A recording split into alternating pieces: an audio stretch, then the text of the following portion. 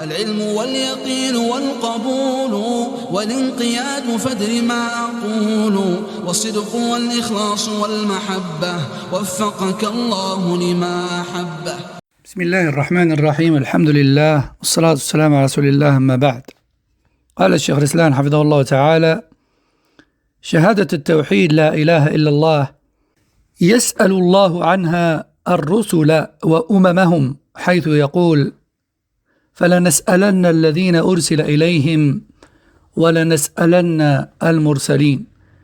فيقول للرسل: ماذا أجبتم؟ ويقول للأمم: ماذا أجبتم المرسلين.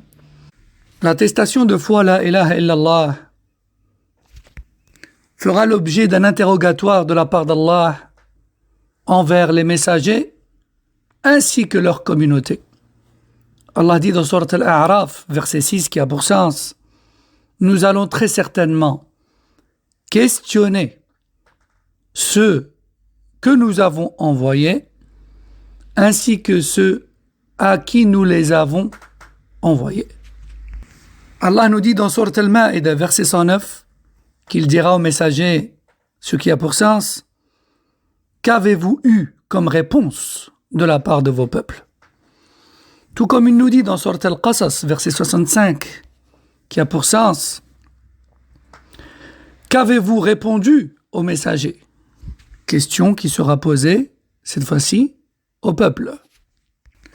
فلا إله إلا الله كلمة الإخلاص وكلمة التقوى وهي العروة الوثقى وهي الكلمة الفارقة بين الكفر والإيمان، ولا بد من اعتقاد معناها مع التلفظ بها والعمل بلوازمها، فليس المراد قولها باللسان مع الجهل بمعناها، وليس ذلك بمغن شيئا إذا لم يعمل بلوازمها، فإن المنافقين يقولونها وهم تحت الكفار في الدرك الأسفل من النار، مع كونهم يصلون ويتصدقون ويصومون وقد يحجون أيضا.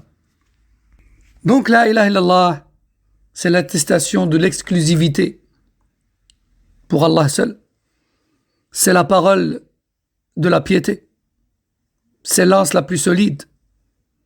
C'est la parole qui distingue catégoriquement entre la mécréance et la foi.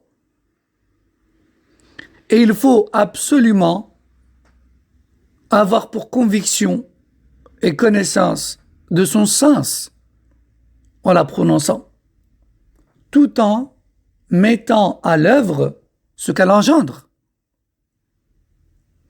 Car le but n'est pas uniquement de la prononcer en ignorant son sens.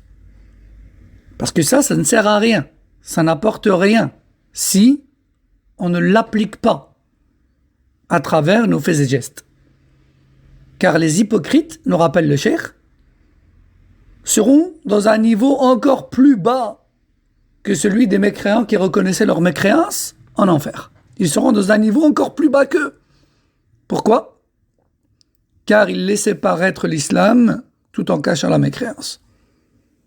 Donc c'est ça l'hypocrisie. L'hypocrisie, en religion, elle est pire. L'hypocrisie majeure, elle est pire que la mécréance ouverte et reconnue et approuvée par la personne. Pourtant, les hypocrites, de leur vivant, ils priaient, ils donnaient des aumônes, ils jeûnaient, et peut-être même qu'ils accomplissaient le pèlerinage avec les musulmans.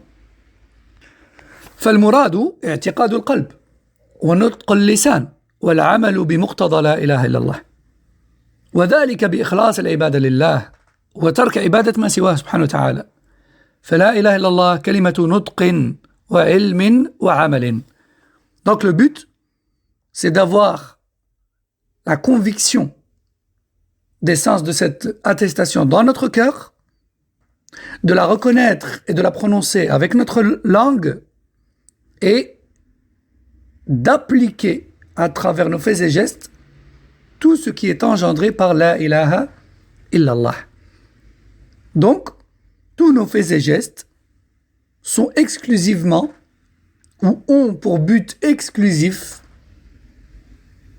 de plaire à Allah et de se rapprocher d'Allah subhanahu wa ta'ala.